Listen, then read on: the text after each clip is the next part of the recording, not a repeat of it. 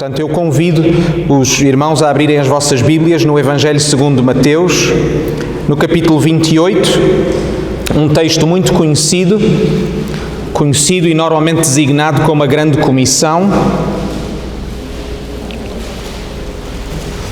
Sabem, irmãos, uma das perguntas que me costumam fazer é: porquê é que vais voltar a Portugal? Estás neste momento estabelecido nos Estados Unidos.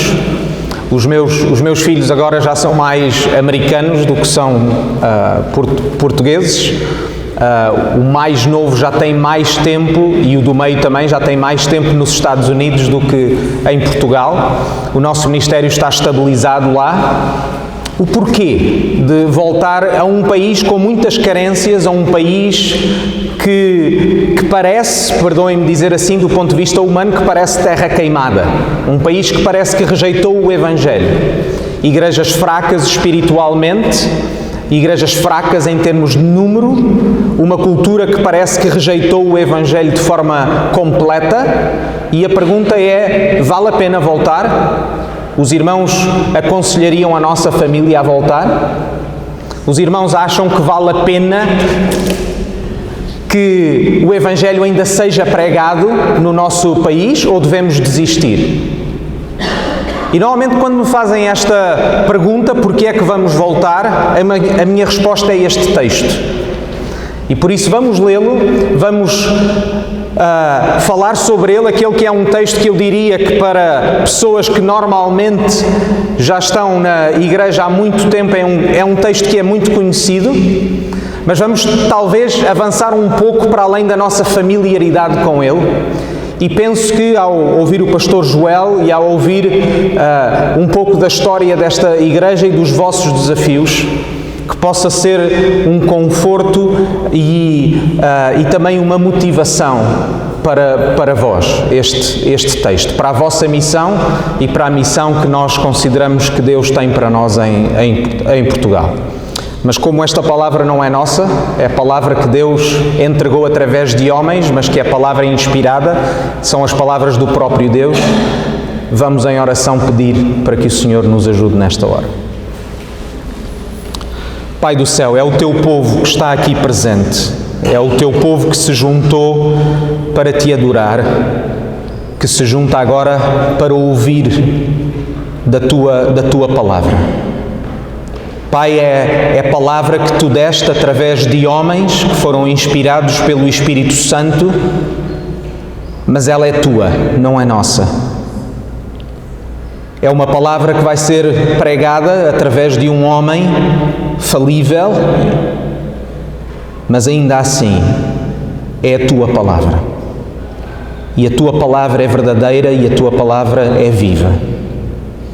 Pai, nós pedimos-Te que, enquanto meditamos sobre ela, que o Teu Espírito possa estar entre nós, como Tu prometeste.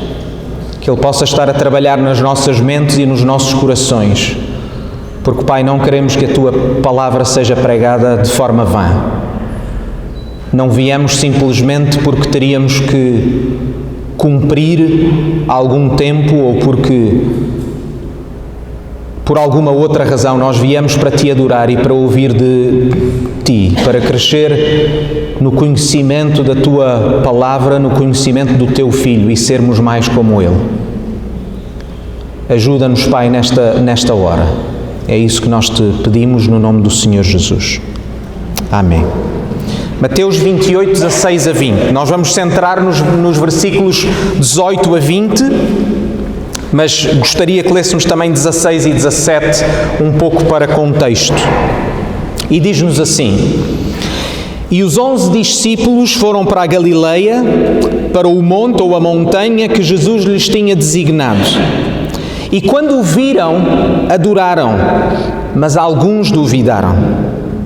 E aproximando-se Jesus, falou-lhes dizendo: Toda a autoridade me foi dada no céu e na terra. Portanto, ide, façam discípulos de todas as nações, batizando-os em nome do Pai e do Filho e do Espírito Santo, ensinando-lhes a guardar todas as coisas que vos mandei. E eis que estou convosco todos os dias, até à consumação dos séculos. Irmãos, no Evangelho segundo Mateus, estas são as últimas palavras que estão registadas que Jesus disse aos seus discípulos. Lembrem-se que Judas já se tinha suicidado, Matias ainda não tinha sido eleito, portanto Jesus está a falar para os 11. E gostaria que pudéssemos voltar a estas palavras, ouvirmos as palavras de Jesus, mas ouvirmos as suas palavras dentro do contexto histórico e dentro do contexto literário do Evangelho segundo Mateus. Eu diria desta forma, irmãos, o contexto em que estas palavras são proferidas é tão importante como as palavras em si. Se não entendermos o contexto, não vamos entender o que Jesus estava a querer dizer aos seus discípulos. E, em primeiro lugar, gostaria que os irmãos entendessem dentro deste contexto que nós abrimos as Escrituras, que é composto por vários livros, e este próprio livro tem quantos capítulos? 28, este é o último, certo? O que significa o quê? Que existem 27 capítulos atrás. Este é o final e a conclusão de uma história. Nós não podemos tirar o texto fora desta história e interpretá-lo como se ele não tivesse um contexto, porque vamos tirá-lo fora do seu contexto e não vamos entendê-lo de forma apropriada. Deixem-me dar um exemplo simples. Nós temos de entender, irmãos, que Mateus está a tentar lembrar ou convencer os seus leitores de quem é Jesus. Se os irmãos forem ao início do Evangelho segundo Mateus, vão ver que Mateus, desde o início ao fim, está a falar sobre Jesus. Portanto, se eu perguntar aos irmãos, o Evangelho segundo Mateus é acerca de quê ou acerca de quem? Eu espero que os irmãos consigam responder que é acerca de Jesus. Porquê? Porque quando vimos aquilo que nós normalmente chamamos a Grande Comissão, deixem-me dizer isto em primeiro lugar, que é muito importante e central para este texto. Este texto é acerca de Jesus, não é acerca, em primeiro lugar, da Igreja. Este texto é acerca de quem Jesus é e do que Jesus fez, e não primeiramente acerca de nós. A ordem que Jesus dá à Igreja tem mais a ver com aquilo que Ele é e com aquilo que Ele fez do que connosco, antes de ser acerca de nós. Entendem, irmãos? Porque Ele, como nós vamos ver, é que é a motivação para aquilo que nós somos. E é muito importante que nós entendamos isso dentro do seu contexto. Em segundo lugar, se olharmos para o contexto, normalmente nós focamos no mandamento que Jesus dá. Mas vamos tentar entender que este texto é mais do que um mandamento. Porque nem todas as palavras de Jesus são um mandamento. São também uma afirmação e são uma promessa. E é por isso, irmãos, que eu gostaria que nós nos focássemos em 4 pontos essenciais. O primeiro, naquilo que Jesus diz, é o fundamento. Número 2, a comissão propriamente dita, a comissão dada à Igreja. Número 3, a promessa. E número 4, o propósito. Vamos começar pelo número 1, o fundamento. Vejam o versículo 18. Diz: toda a autoridade me foi dada no céu e na terra. Agora vejam o início do versículo 19. Haverá de dizer, portanto, ide, ou ide, portanto. É isso que têm nas vossas Bíblias? Veem essa palavra, essa palavra, portanto. O que é que significa portanto, irmãos? Jesus está a dizer assim: com base no que eu acabei de vos dizer, cumpram esta comissão. Entendam desta forma: as palavras e a comissão que Jesus dá são o edifício visível que se sustenta no fundamento. Irmãos, nós vemos o edifício, vemos as suas paredes, mas o que é um edifício sem o fundamento? É um edifício forte ou um edifício que está exposto? É um edifício exposto, certo? O fundamento é crucial, não se vê, mas ele é crucial para aquilo que é o edifício visível.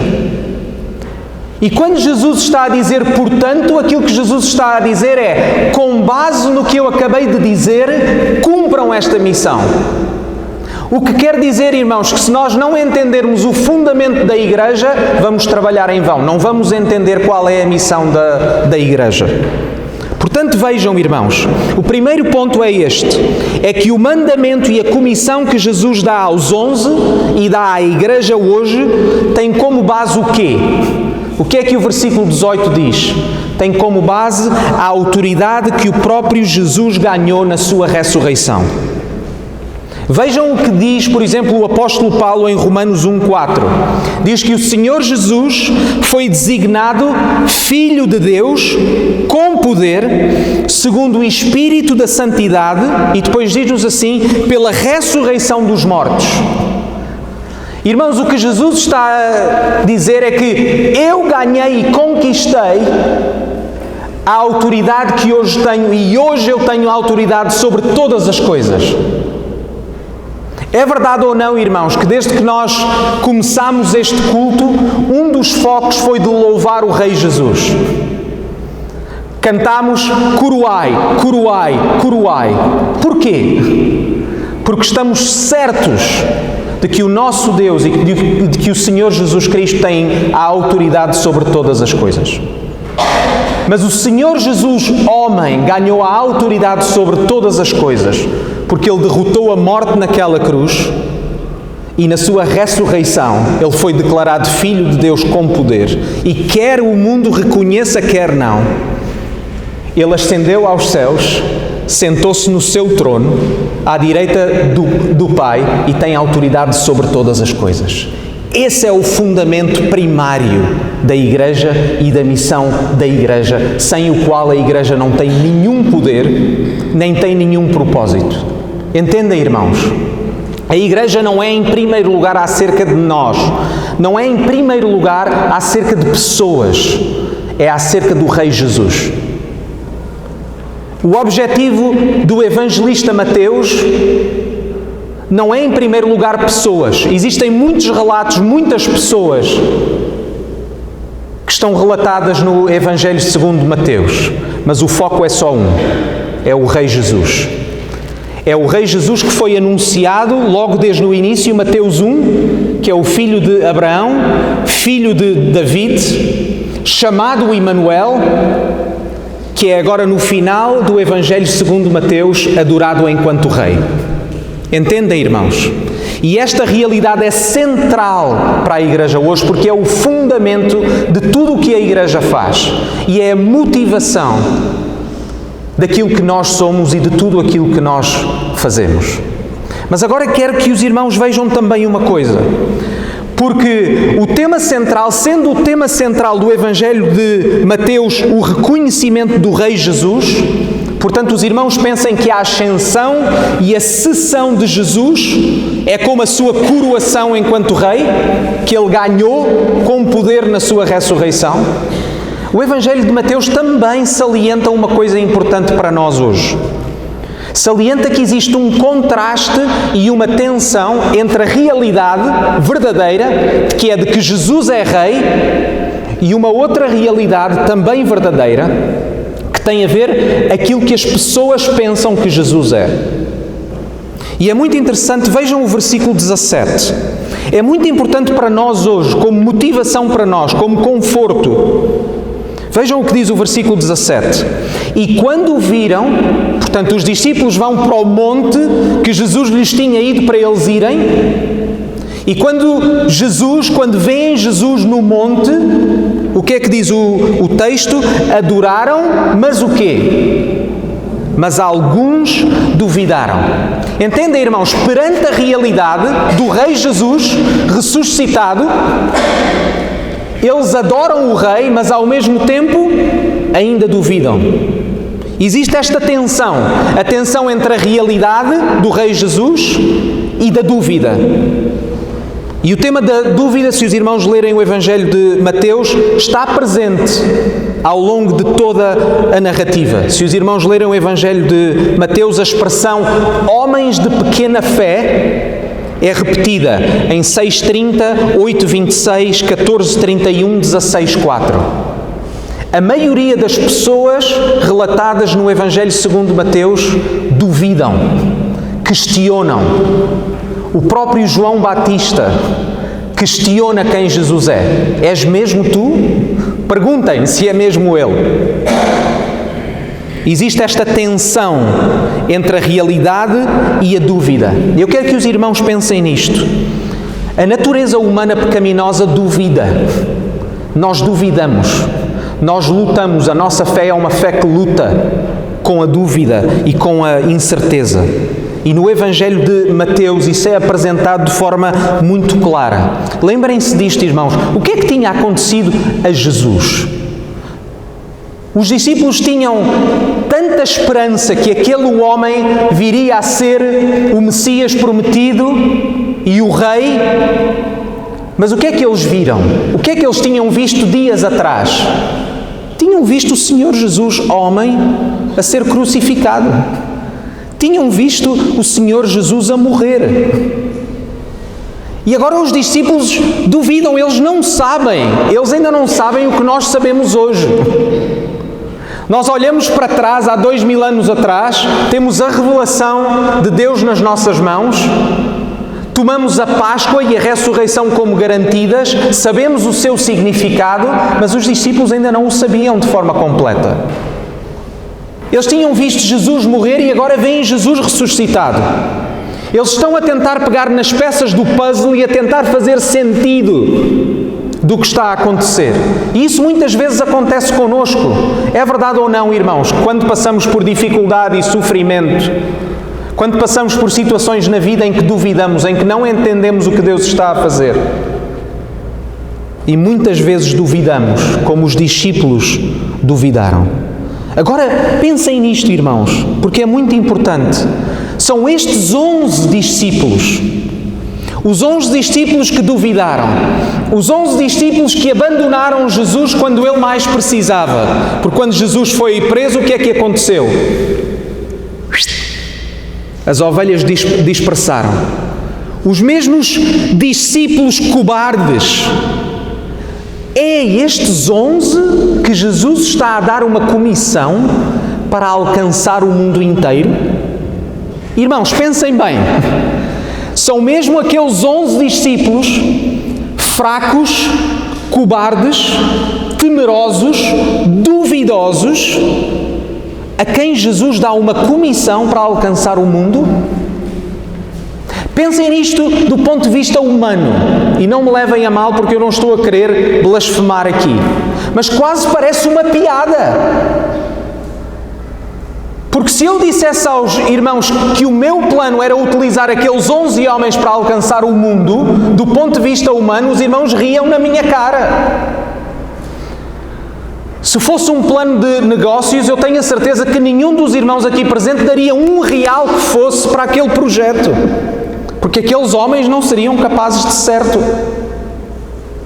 Agora a pergunta é esta, irmãos. Será que os discípulos deviam estar confiantes naquele projeto quando as circunstâncias pareciam estar completamente contra eles? Lembrem-se, irmãos, os mesmos judeus que perseguiram Jesus vão ser os mesmos judeus que vão estar a perseguir aqueles discípulos, a levá-los aos tribunais, a matá-los, a persegui-los diariamente. Aqueles discípulos fracos e duvidosos foi a quem Jesus deu um mandamento e uma comissão para levar o Evangelho e o seu nome a toda a terra. Agora, irmãos, eu quero que pensem nisto ao mesmo tempo. Contrastem esta realidade e estas circunstâncias que pareciam estar completamente contra eles. E pensem no Evangelho e na Igreja hoje. Passados 2000 anos, qual é a realidade da fé cristã hoje? A comissão que Jesus deu aos seus discípulos foi e está ou não a ser cumprida?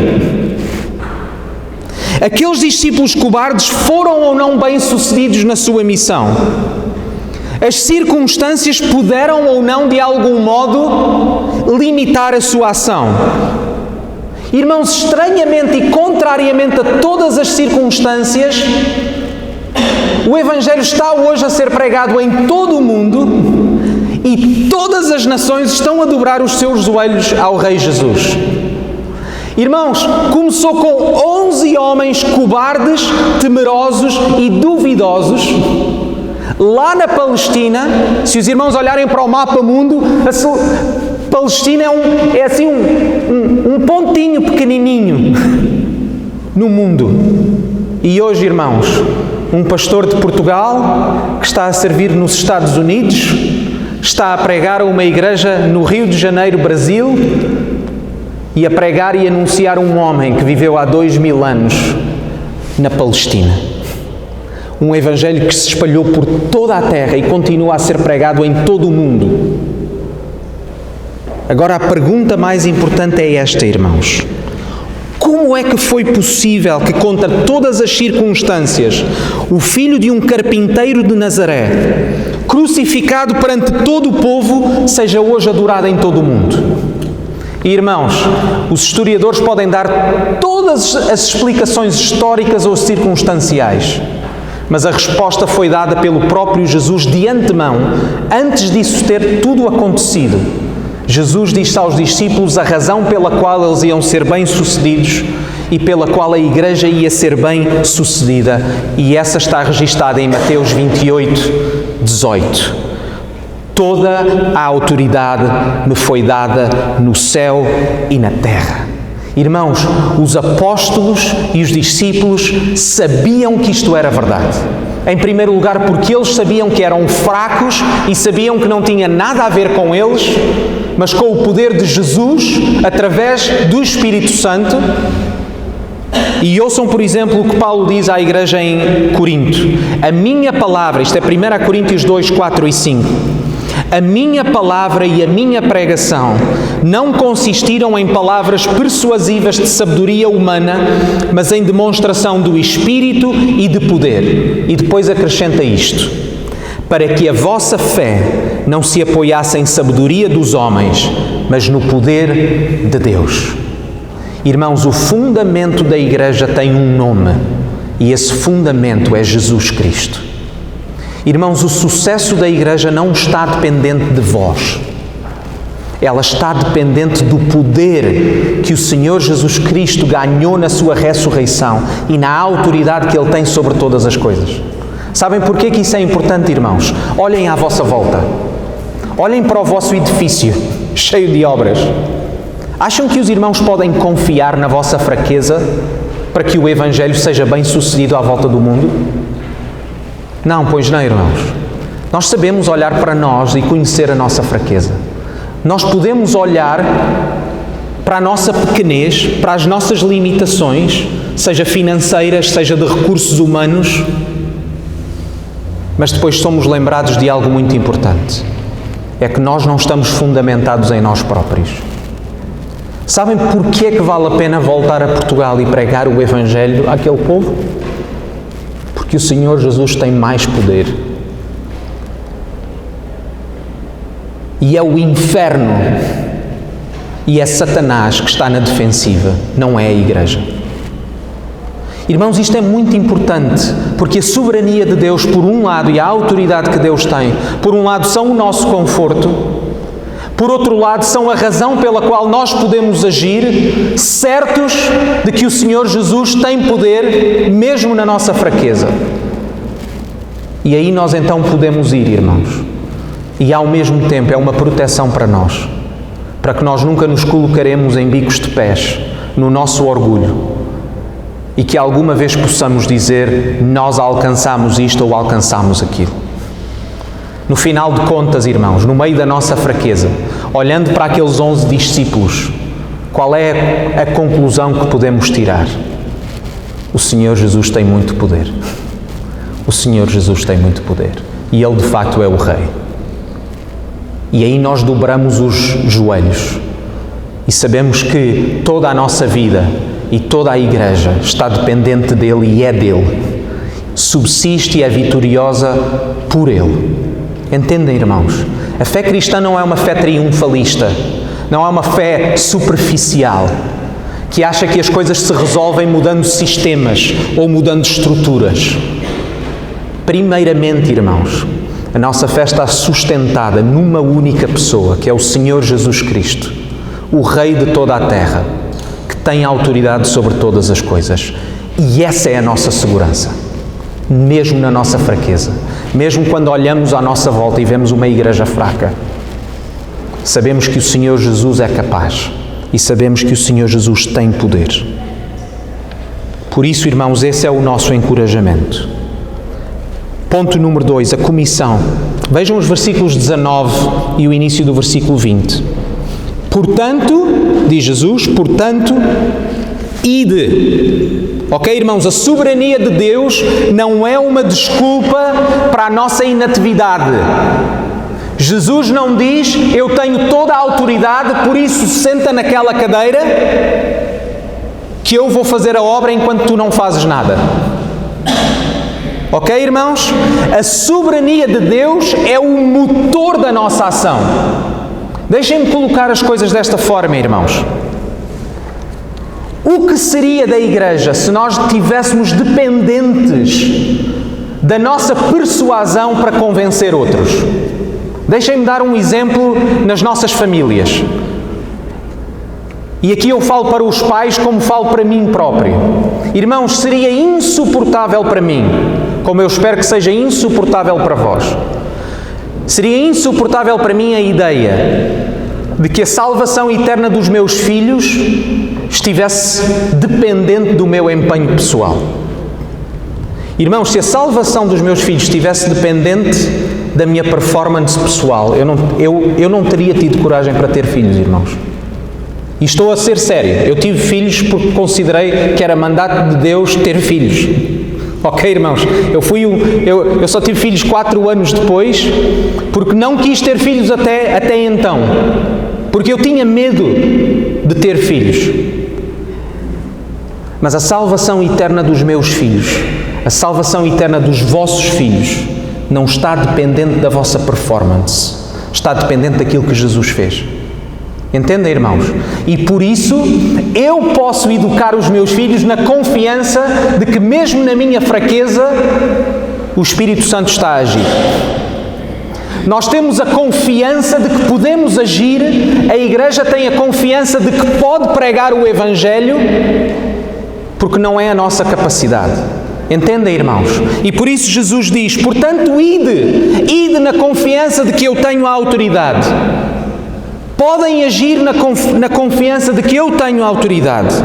Façam discípulos de todas as nações, batizando-os no nome do Pai e do Filho e do Espírito Santo e ensinando-lhes a guardar todas as coisas que vos mandei. Irmãos, 2 breves notas. Primeiro, os discípulos são enviados a todas as nações. E se eu perguntar aos irmãos assim, o Senhor Jesus, durante o seu ministério terreno, já tinha alguma vez enviado os discípulos a pregarem o Evangelho? A pregarem o arrependimento? Já tinha, não tinha? Mais do que uma vez. Já tinha enviado os 12, já tinha enviado 72. Mas vejam a diferença aqui agora, irmãos. É que no momento da sua ressurreição, quando Jesus ganha a autoridade sobre todas as coisas, agora não os envia só às ovelhas de Israel. Agora eles são enviados a todas as nações. Sabem o que é que isso significa, irmãos? Significa que passado 2000 anos, nós estamos aqui presentes no Rio de Janeiro, Brasil, e o Evangelho chegou a este lugar porque a Igreja foi fiel a este mandamento durante 2000 anos. Sabem o que isso significa, irmãos? Que os irmãos nós não estaríamos aqui reunidos a adorar a Deus se a Igreja não tivesse sido fiel a esse mandato durante 2000 anos. O que me leva a dizer isto, irmãos, a nossa compreensão e o valor que nós damos ao Evangelho também é medido pela forma como nós cumprimos esta comissão. Se os irmãos não cumprem, ou se esta Igreja for negligente no cumprimento desta comissão e deste mandato, aquilo que a Igreja está a dizer é que a salvação que veio a mim não é assim tão importante. Porque se o Evangelho não for pregado, irmãos, almas não serão convertidas. Se o Evangelho não tivesse sido pregado em todas as nações nos últimos 2000 anos, o Evangelho não tinha chegado a vós e nenhum de nós tinha a esperança que tem hoje. Por isso esta comissão e a forma como a cumprimos diz muito acerca do valor que nós damos ao Evangelho, ao Senhor Jesus e à nossa própria salvação. Em segundo lugar, irmãos, notem que normalmente esta comissão é associada exclusivamente a missões. É ou não é verdade? Este é o texto favorito para missões. Mas eu quero dizer isto, irmãos, de uma forma mais literal. Evangelização neste texto tem um significado muito mais abrangente. Vejam, começa por isto: façam discípulos. E a pergunta é esta: como? Como é que Jesus espera que aqueles que ainda não fazem parte da comunidade da fé são para ser trazidos à comunidade da fé? O que significa que o Evangelho tem que ser pregado aos que não conhecem para que possam vir à fé. Mas depois a segunda pergunta é esta: a tarefa termina aqui? Jesus diz: batizem-nos e a vossa tarefa fica terminada. É isso que o texto diz? Não. Batizando-os em nome do Pai, do Filho e do Espírito Santo, e fazendo o quê também? Segunda coisa: ensinando-lhes todas as coisas que eu vos mandei. O que é que isso significa, irmãos? Porquê é que somos chamados a ensinar todas as coisas? Porquê é que domingo após domingo? Porquê é que nas nossas devoções diárias? Porquê é que continuamente lemos a palavra do nosso Deus e procuramos crescer no conhecimento de Deus e do seu Filho? Porque a missão de Deus para cada um de nós não acaba no momento da nossa conversão. Ela começa nesse momento. E a partir desse momento, aquilo que Deus deseja para cada um de nós é moldar-nos, pouco a pouco, à imagem do seu Filho. Evangelização significa não só o momento da chegada ao Evangelho, não significa simplesmente o momento da conversão e da união com Cristo, mas continua até que todos sejamos moldados, até sermos todos à imagem do nosso Senhor Jesus Cristo. Por isso, irmãos, nós não podemos negligenciar o ensino contínuo da palavra, para nós podermos conhecer cada vez mais, não apenas para encher a nossa mente, mas para crescermos em santificação. E, irmãos, deixem-me dizer isso, muitas vezes no movimento reformado, e infelizmente por vezes com alguma razão, somos acusados de pessoas com grandes cabeças. Mas o propósito do Evangelho não é simplesmente encher a nossa cabeça, é de fazer-nos crescer em santificação, para todos sermos à imagem do Senhor Jesus. Aquela imagem perfeita do Senhor Jesus. Número 3, a promessa. Vejam a segunda parte do versículo 20.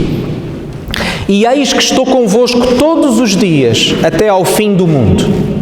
Notem isto, irmãos, é muito importante. A comissão, aquilo que nós chamamos a grande comissão, está de uma certa maneira, do ponto de vista literário, ensanduichado entre duas coisas.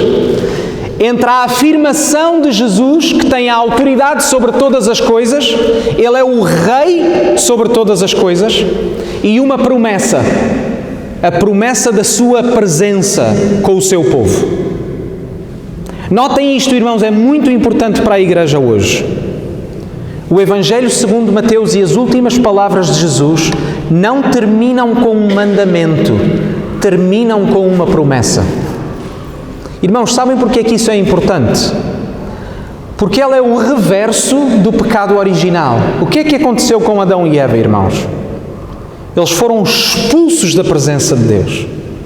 O que é que Deus promete continuamente ao seu povo? É de que eu estou convosco. O que é que Moisés respondeu quando Deus disse: eu não vou mais com vocês porque eu não posso suportar este povo pecaminoso? E Moisés responde: se tu não fores connosco, não vale a pena. E Deus sempre promete estar com o seu povo. E isso é muito claro no Evangelho de Mateus, irmãos. Se os irmãos forem ao início do Evangelho de Mateus, qual é a promessa que está lá registada? Mateus 1, 22 e 23. Tudo isto aconteceu para que se cumprisse o que foi dito por parte do Senhor pelo profeta que diz: eis que a Virgem conceberá e dará à luz um filho, e ele será chamado pelo nome de Emanuel, que quer dizer... E qual é a promessa que Jesus dá antes de ascender aos céus? Eis que estou convosco até ao fim dos séculos. Entendem a importância destas palavras, irmãos? Imaginem aqueles discípulos temerosos e cheios de dúvidas. Veem agora o seu Senhor, o seu Mestre, a ascender aos céus. E podiam perguntar ao Senhor: tu tens toda a autoridade, mas tu agora vais? E nós ficamos aqui entregues a nós próprios. E o que é que Jesus tinha prometido e vemos registado no Evangelho segundo João? Eu não vos deixarei órfãos, enviarei um outro como eu, aquele Consolador, que estará convosco, que vos guiará a toda a verdade. Quais são as últimas palavras que Jesus dá aos seus discípulos? Aos discípulos que ainda duvidam? É de que Ele vai estar com eles. Vai continuar a ser Ele a agir. Mais uma vez, irmãos, não tem a ver connosco. Não tem a ver com a nossa capacidade. Não tem a ver com as nossas limitações. Não tem a ver com as nossas estruturas ou com os nossos planos. Tem a ver com quem Jesus é. O Evangelho é acerca de Jesus e a Igreja é de Jesus e acerca de Jesus e para Jesus. Entendem, irmãos? Isso muda completamente a nossa vida. Não é acerca do que nós somos capazes de fazer. Tem sempre a ver com aquilo que Jesus é capaz de fazer. Por isso, irmãos, eu pergunto isto: será que os discípulos deviam estar confiantes na missão que Jesus lhes estava a confiar? Será? Será que a nossa família deve estar confiante na missão que acreditamos que Deus nos dá em Portugal? Será que os pastores em Portugal devem estar confiantes no seu ministério? Será que a Igreja em Portugal ainda deve ter esperança? E a resposta é sim. Se não nos esquecermos que o fundamento da Igreja é o Senhor Jesus e de que é o seu poder que continua a agir.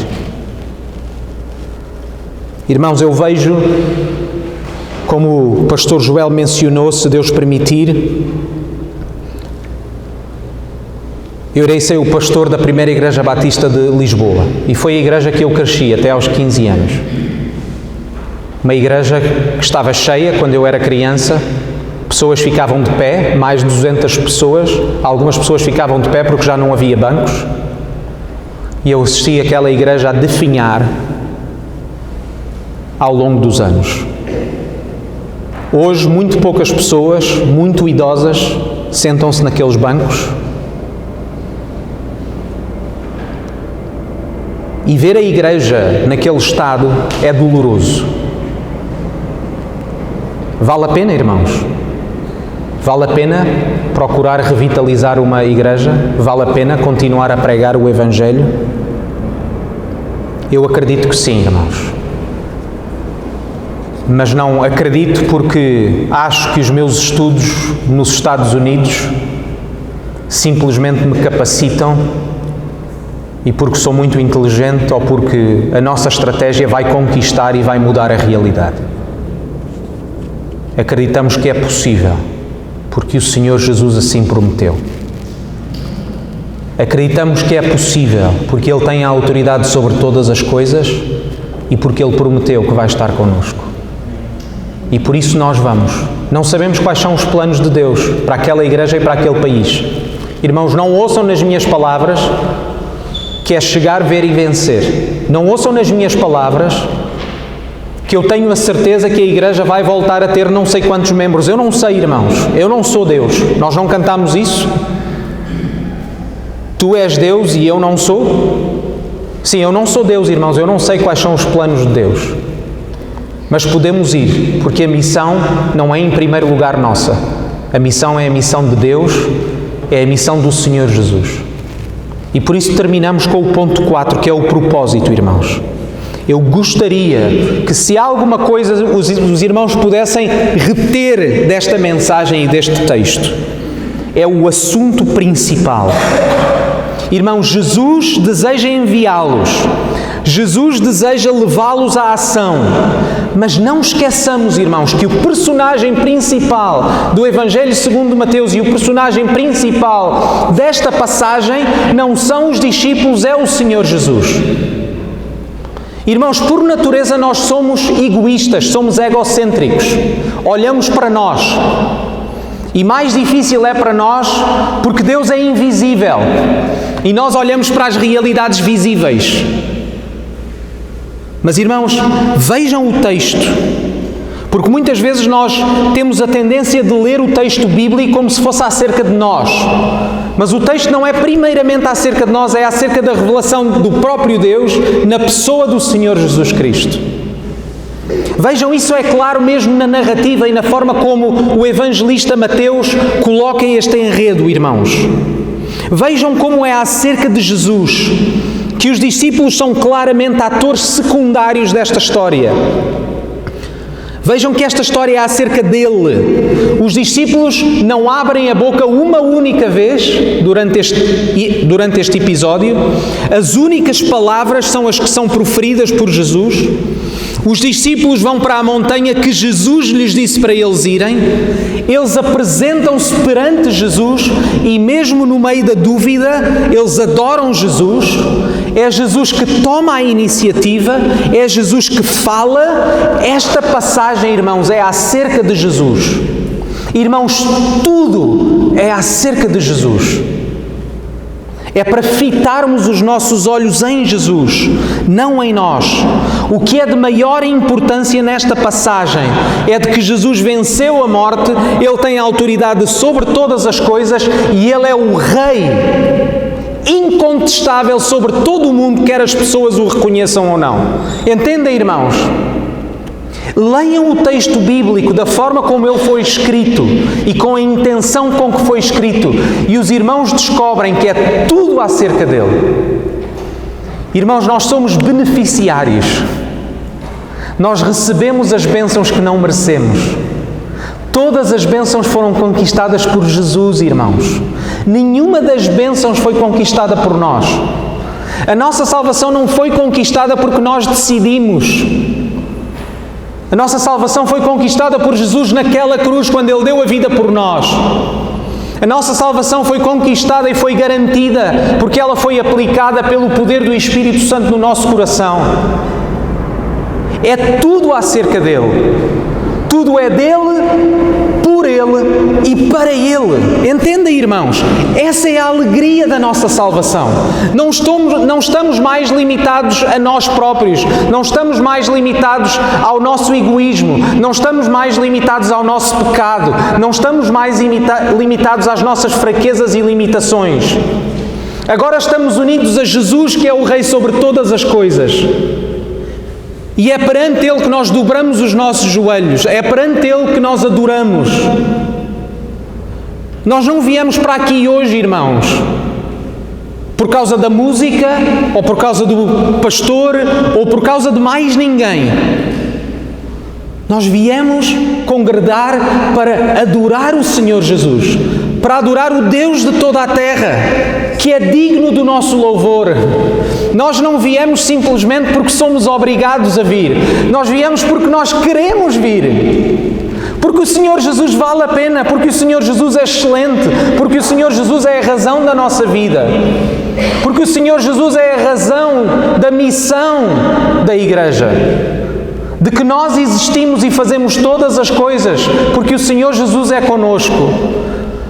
Porque tal como a videira dá vida aos ramos, assim somos nós enquanto ramos, que sem o Senhor Jesus não podemos fazer nada, coisa alguma. Entendem, irmãos, esta passagem, mais do que um mandamento, é um conforto para os discípulos. Os discípulos duvidosos podiam sair confortados, porque o seu Senhor, o Messias prometido, é Rei sobre todas as coisas e Ele prometeu que vai estar sempre com eles. A missão da Igreja é possível na medida em que a Igreja tenha o Senhor Jesus como seu fundamento e tenha sempre os seus olhos postos no Senhor Jesus. No momento em que a Igreja não põe os seus olhos no Senhor Jesus e confia em pessoas, e estratégias e movimentos, a Igreja cai, porque não tem fundamento. Irmãos, a Igreja existe pelo Senhor Jesus. Ele continua a edificar a sua Igreja.